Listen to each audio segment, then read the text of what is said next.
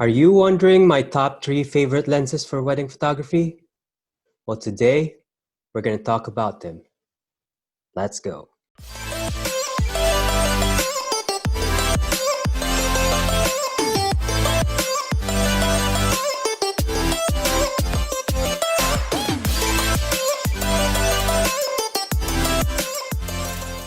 What's up, guys? It's Ryan here of Ryan Airy Photography, welcoming you to another video.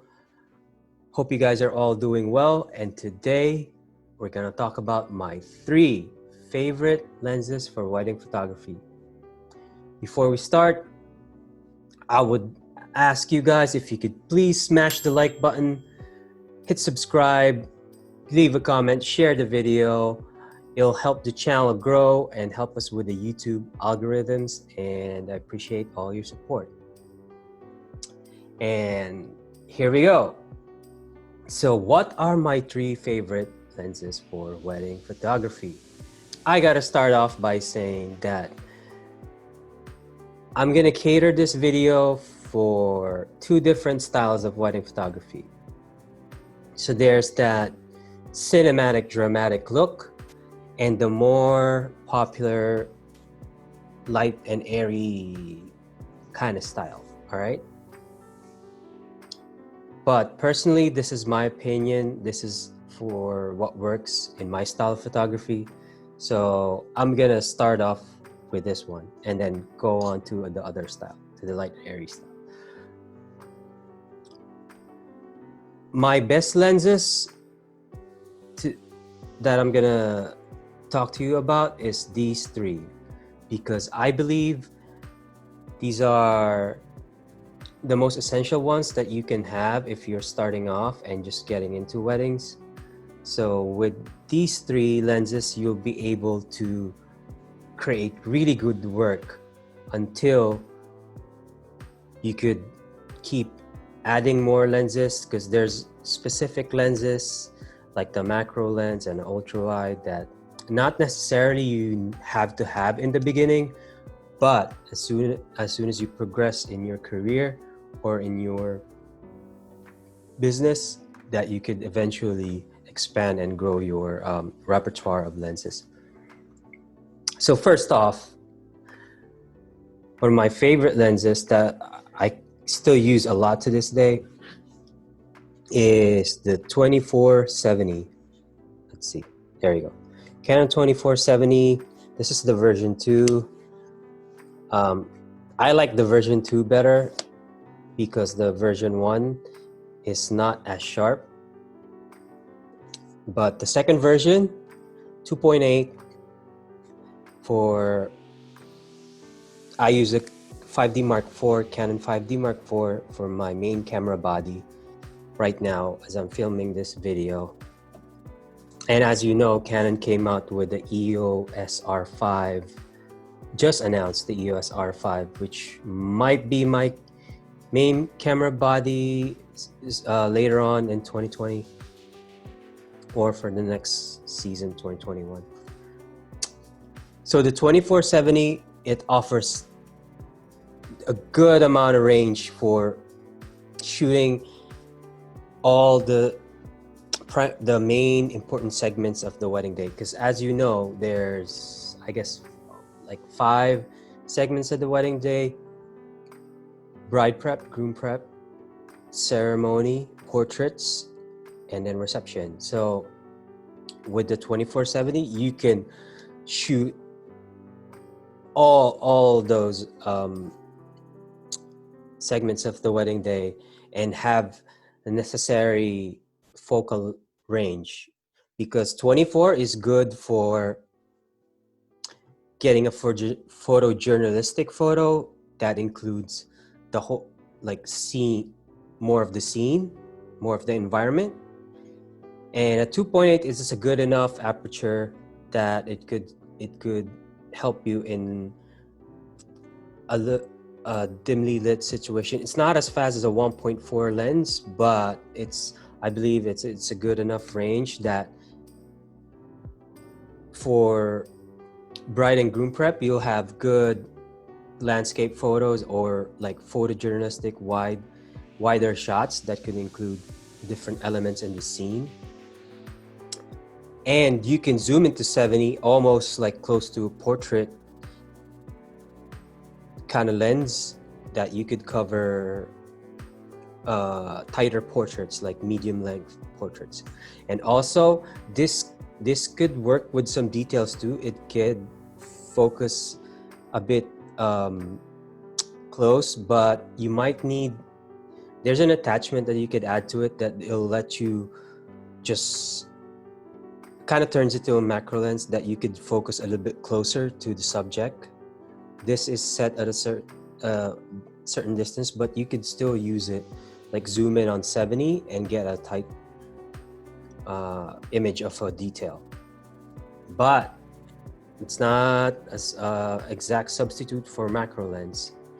But I believe that good amount of focal range, 24, it could cover 35, 50, and the 70 range.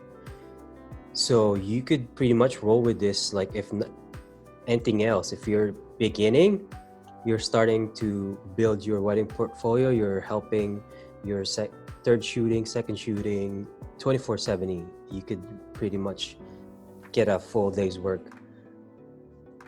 out of this. It's not, and the creamy background bokeh thing, as they call it, it's not as much, but it's still a good all-around versatile lens. So if you, let's say you move on to the ceremony part, you can get a good wide shot of the space if it's a church or indoor ceremony space with the 24, and then 70 you can zoom in a little bit if you're getting a tighter portrait of them in the altar, etc. And when you get to family portrait, the family foremost, 24/70, it's really good because you don't waste a lot of time. It's like zooming in and changing lenses. I mean, you could zoom in and out and get your framing correct just by zooming. So it saves a lot of time. Plus, family foremost, yeah, since this is not a prime lens, so it's more flatter in the sense that there's a lot more detail in your like foreground, background, and the subject.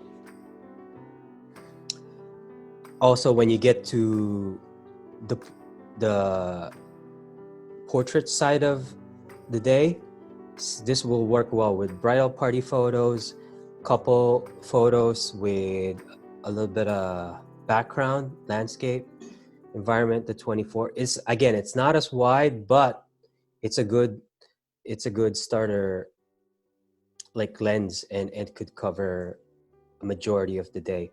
And when you get to reception, like I said, you could do some detailed shots with it. And when you're covering cocktail hour, group photos, this is perfect. And dance floor photos, 24 is wide enough. And then things that are happening. So you could pretty much go through the day with this lens. Again, so this is a zoom lens. And then the next lens that is one of my favorites is the 85. So the 85 is a prime lens. So this is 85-1.4 with IS by Canon. Yep. So this is one of my favorite lenses because for portraiture, it could really give you that compressed image with a good focal length that there's no distortion, because when you go, the wider lenses have distortion. So 85 is very much an industry, fashion industry standard kind of like focal length, because a lot of the fashion images that you would see are shot with the 85. And at 1.4, the bokeh, the blurry background with this one is really, really good, and it's a sharp lens. Plus with the IS, you could shoot with lower shutter speeds. So this is one of my favorite lenses. that I think would just bring your work to the next level. And the next one is the all-time champ 7200. The only caveat with this lens is it's not light. It has some weight to it, so it's a tank. But I believe throughout the years of photographing weddings, it has really helped me in a lot of situations where just not for like being able to zoom in when you're not allowed to be close at the altar in churches, just for that reach. And also the compression. So compression is it brings your background closer to the subject, compresses the scene as they say. Plus it at 2.8, because of the lens compression, it also gives out that good bokeh with it. And it's really sharp.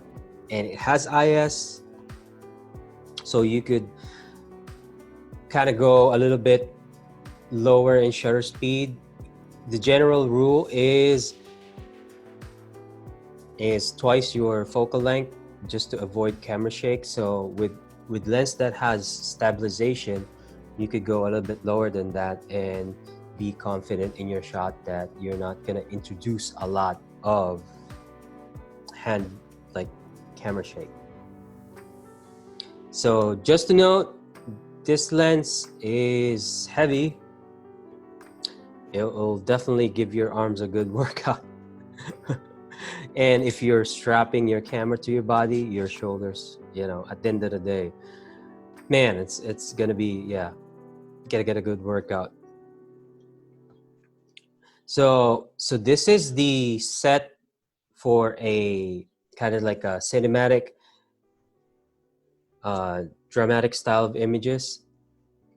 So the other set that is a kind of light and airy look is, I would say, that would be a different set of lenses. Not entirely, but it would be, first one would be the 35 prime. So these would be all prime lenses, because that's what that light and airy aesthetic are mostly shot with. So the 35 prime, which can cover your wide kind of photojournalistic stuff,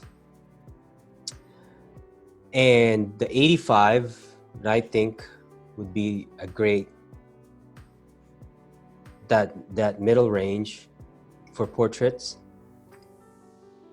And the 135 2.0 by Canon, and that would kind of be in the place of your 7200. It's like 135 is a good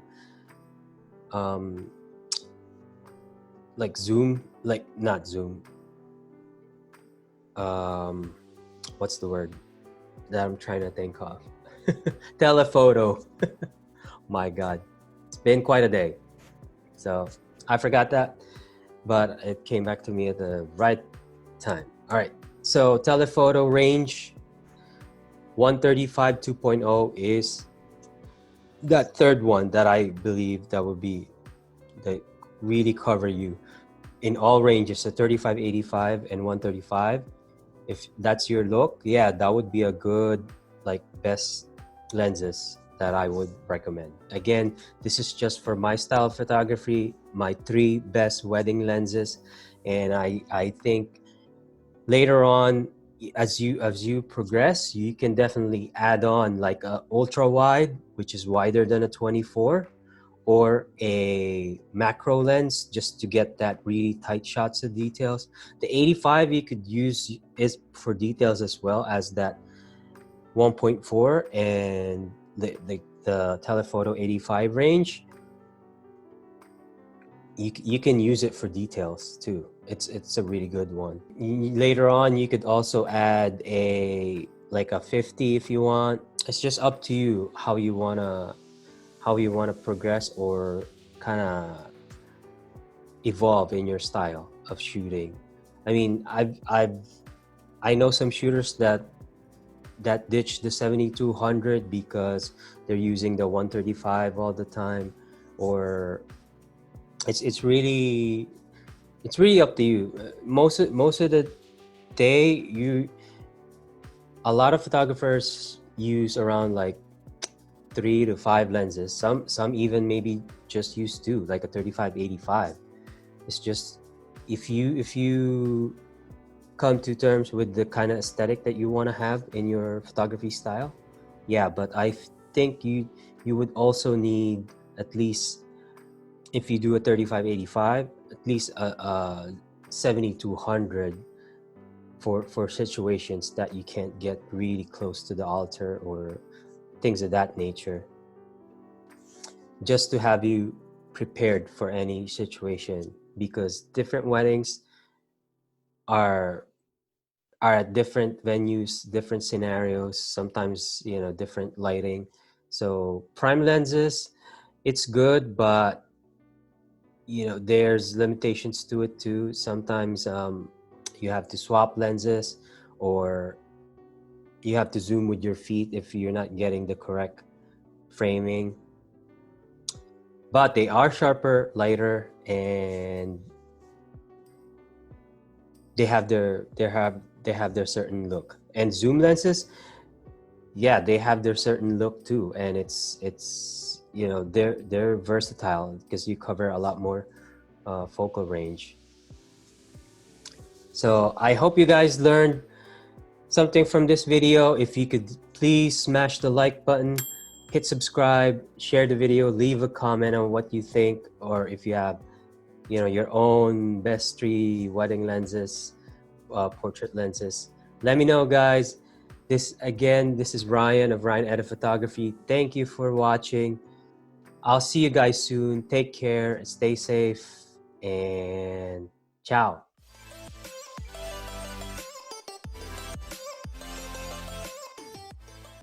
What's up, guys? It's Ryan here of Ryan Edit Photography, welcoming you.